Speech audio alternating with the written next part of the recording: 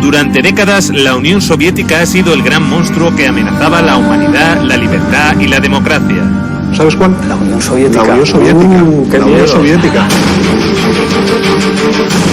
Actualmente la prueba palpable del fracaso del socialismo. Vuestro modelo crea pobreza. Te lo dije en su... Sí, crea pobreza. El único intento que había en la historia, desgraciadamente, de igualdad, lo hicieron los comunistas, ¿no? En los países del este. Y fue un desastre. Pobreza y pobreza. Lo creasteis en la Unión Soviética. Pero si tan mal fue con el socialismo, ¿por qué la mayoría de los que lo vivieron quieren que vuelva? Y es verdad que se fueron, pero no se cuenta la segunda parte. La segunda parte es que en la Alemania del Este, en el Berlín actual, siguen votando a los antiguos comunistas.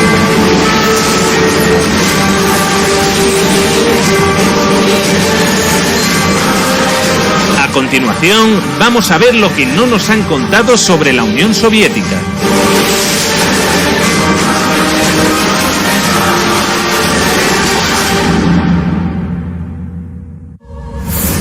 Esta es la evolución del PIB ruso en los últimos años del régimen zarista, prácticamente estancado hasta que se produce el origen de la Unión Soviética. Lo primero que harán será una reforma agraria que otorga a los campesinos propiedad sobre la tierra. Luego, los primeros años de socialismo, como consecuencia de la Primera Guerra Mundial y la Guerra Civil, fueron complicados. En 1921 se creará el Gosplan, el Centro de Planificación. Será un primer plan basado en la electrificación del país, necesario para desarrollar toda una serie de infraestructuras en un país en el que casi no había nada. Esto es lo que sucede con el PIB soviético cuando se inicia el Gosplan.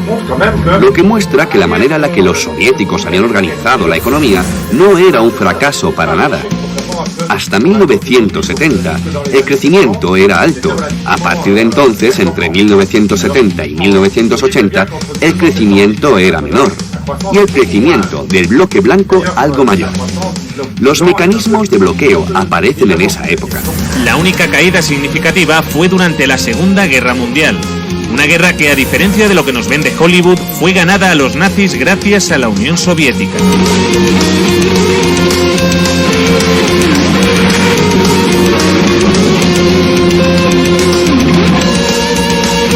Stalingrado fue la primera gran victoria del ejército soviético. El triunfo del Volga es como un faro, el punto de inflexión de la Segunda Guerra Mundial. Solo en Stalingrado murieron más nazis que en todo el frente occidental junto. Europa y la URSS habían quedado devastadas tras la guerra.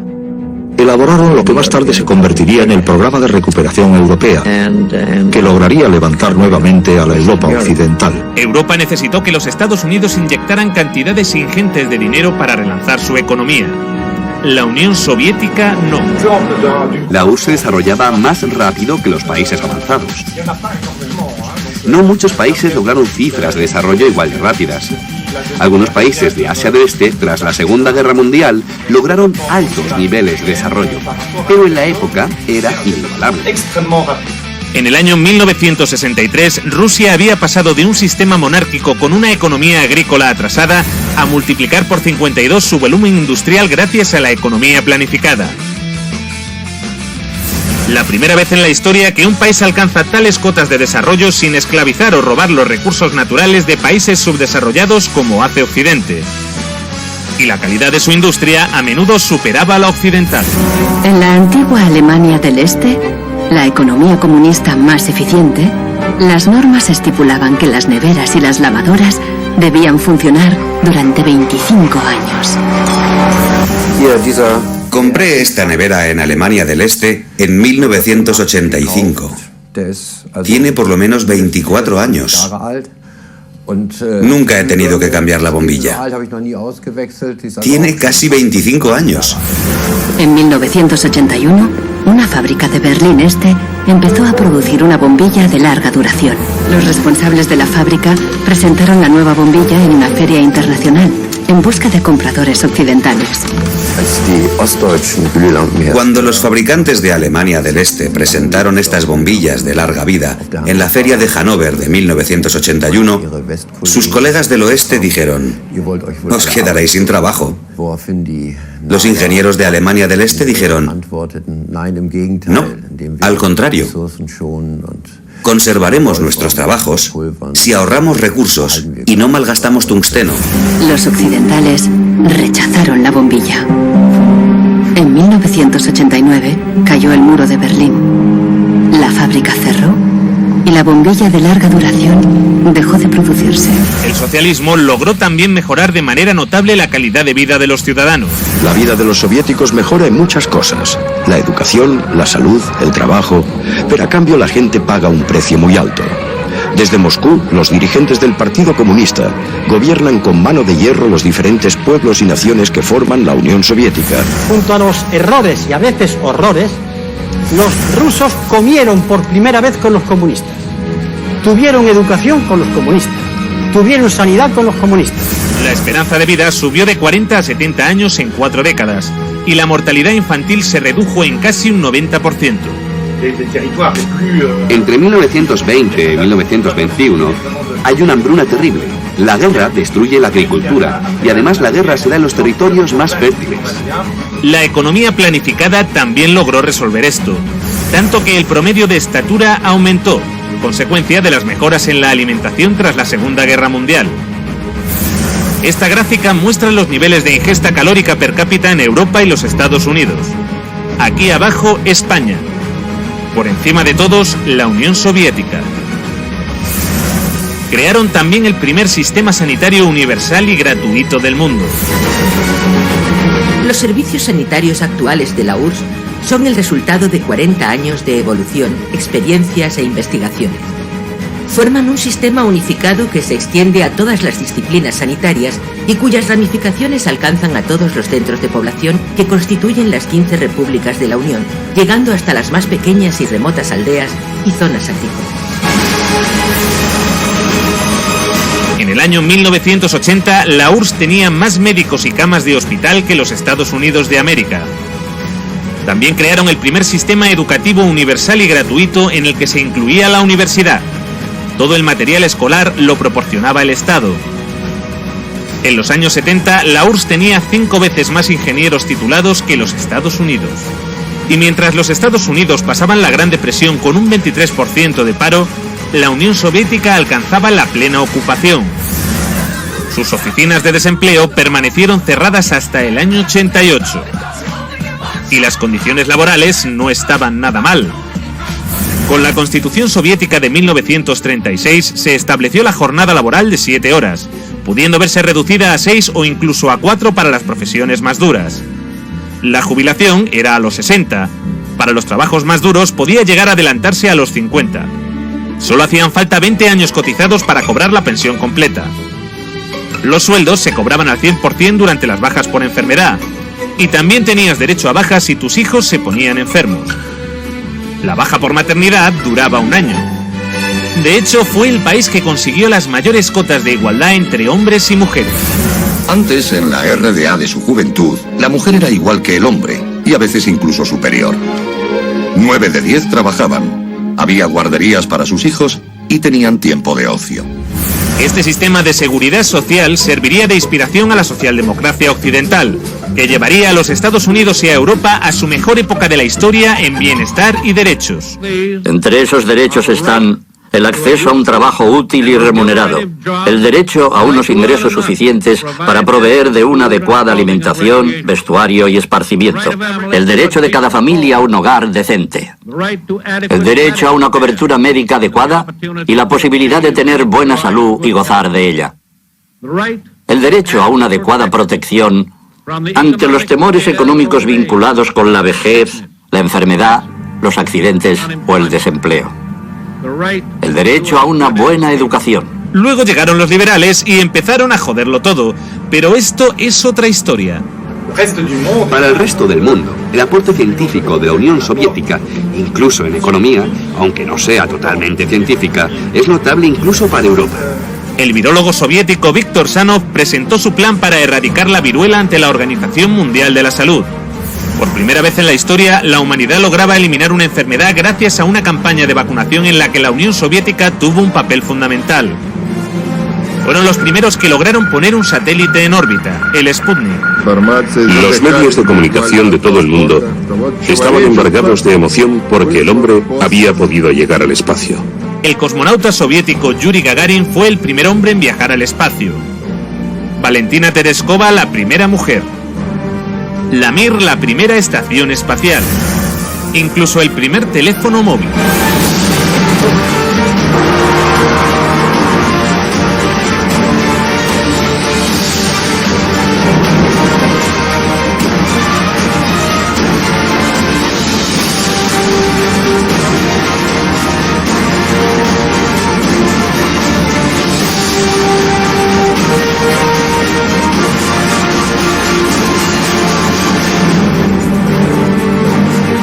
El acceso a los coches era difícil, pero el transporte público era gratuito y amplio.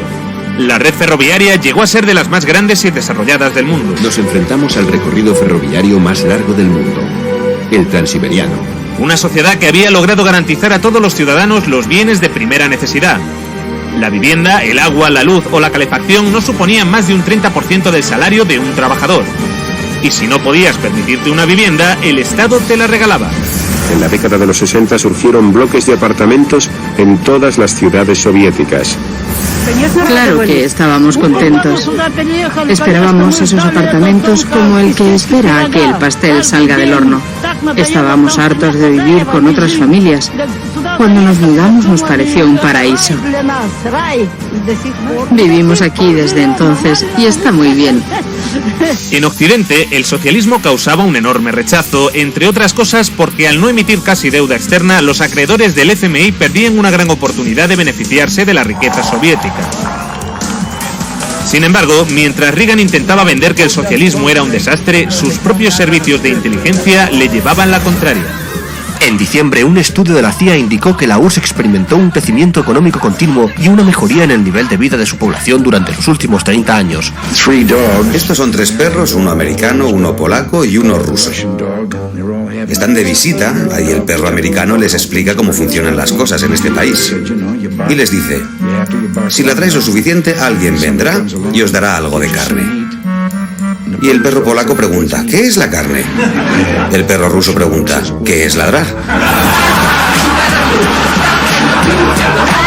La habilidad de la economía soviética para mantener su viabilidad ante la ausencia de importaciones es mucho mayor que la de la mayoría y posiblemente todas de las economías de otros países industrializados, asegura la CIA en su informe. Pero la aventura socialista llegaría a su fin. A principios de los años 70, las reformas de Kosygin empezaban a descentralizar la economía. Esto produjo que la economía se empezara a ralentizar.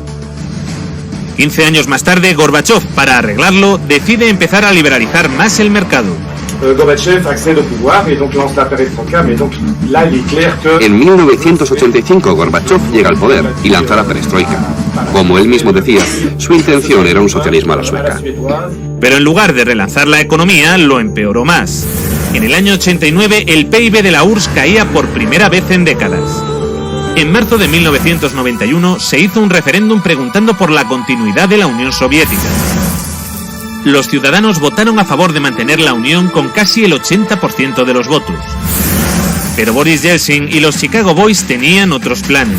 Esto sucedió a pesar de un referéndum en el que la mayoría de la población votó por la conservación de la Unión Soviética. En agosto de ese mismo año, una facción del Partido Comunista dio un golpe de Estado. Según la agencia de prensa soviética TASS, el presidente soviético Mikhail Gorbachev ha renunciado a su cargo y ha sido sustituido por Gennady Yanin. Lo que están haciendo es engañar vilmente al pueblo. Esto es un golpe anticonstitucional. El golpe fracasó, pero debilitó lo suficiente al gobierno para iniciar el desmantelamiento de la Unión Soviética encabezado por Boris Yeltsin. Estábamos defendiendo una Rusia libre, y el símbolo de esa Rusia libre era Yeltsin. Un proceso que ya parecía irreversible desde hacía 2 años cuando se produjo la emblemática caída del muro de Berlín. Algo que hoy se recuerda como un gran logro de la humanidad.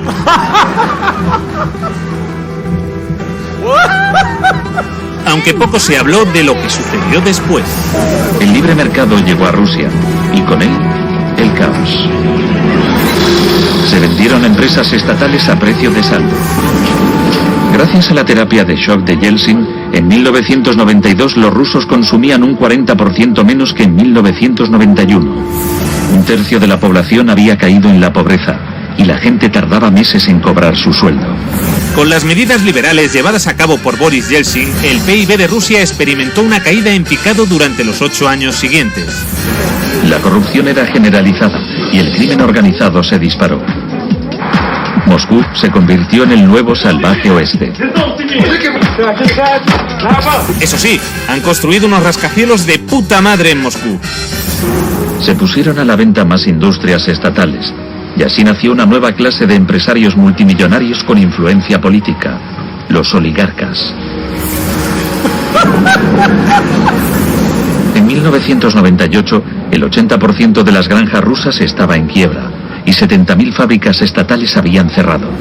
Crea pobreza y pobreza. En 8 años, el número de pobres había aumentado en 72 millones, mientras Moscú pasaba a ser la ciudad del mundo con más multimillonarios. La pobreza se disparó también en los países miembros y satélites de la URSS.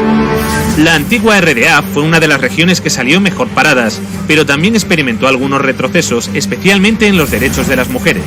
Mujeres de la RFA piden que se apliquen las leyes que protegen a las mujeres en la RDA. Una época cómoda que termina con la caída del muro en noviembre de 1989. Sí que hay un Día Internacional de la Mujer, pero ya no se celebra de la misma manera. A las mujeres ya no se las homenajea como antes. Un retroceso que en ocasiones llegó a tener consecuencias trágicas. Miles de mujeres de la ex RDA se hacen esterilizar por temor a perder el empleo. Las regiones que están más al sureste de Europa o las próximas al Cáucaso pasaron a convertirse en países cuasi tercermundistas. La desintegración de la Unión Soviética ocasionó el colapso de la seguridad social de la que gozaban antes las personas mayores. Numerosos ancianos viven hoy en la pobreza. La venta de riñones por dinero fue la única opción que la mayoría de ellos tenía para poder mantener a sus familias. Es difícil conseguir un empleo en las regiones de Moldavia.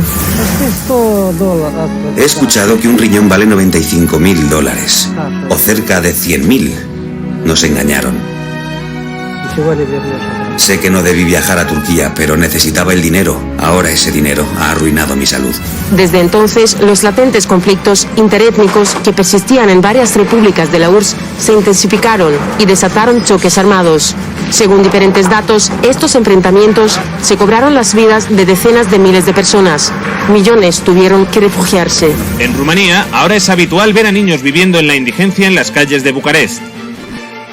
Y aunque los acreedores occidentales del FMI se beneficiaron enormemente de que en países como este se disparase la deuda externa, el grueso de la ciudadanía en Europa tampoco fue a mejor. En Europa hay 123 millones de pobres, pero los milmillonarios han continuado creciendo. Por alguna razón, desde la caída del muro de Berlín, en Europa no hemos parado de perder derechos y calidad de vida. Esa gran amenaza que se llamaba el comunismo y que estaba allí, obligó a los conservadores de aquí a tomar una serie de medidas. Dijeron, o les damos escuela y les damos sanidad y algo más, o aquellos del otro lado nos van a comer el turrón. Cuando cayó el telón de acero, esta amenaza desapareció. Y dijeron, bueno, ya no tenemos por qué darles nada, porque no existe la amenaza. Pero como la URSS y Yugoslavia no existen ya... Mientras, los que vivieron el socialismo en primera persona a menudo lo añoran. Cuando se cambió aquello y se encontraron que tenía que pagar la calefacción, la electricidad, etcétera, etcétera. Una encuesta publicada en 2014 revela que el 60% de los rusos quieren que vuelva la Unión Soviética. Y es verdad que se fueron, porque tenían enfrente un escaparate, pero no se cuenta la segunda parte. La segunda parte, que en la Alemania del Este, en el Berlín actual, siguen votando a los antiguos comunistas. En las elecciones federales de Alemania, el nuevo Partido Socialista Unificado de la antigua RDA gana en los distritos de Berlín que pertenecían a la zona soviética. De hecho, se habla sobre todo con nuestros abuelos. Ellos nos cuentan lo que vivieron. Y en general lo hacen de forma positiva. En esa época había menos gente muy rica y todos los demás eran iguales. La riqueza se distribuía de manera equitativa. Había una justicia social. No es como hoy en día, que hay familias con menos recursos cuyos hijos no tienen grandes oportunidades. En Asia Central, esta añoranza es aún mayor.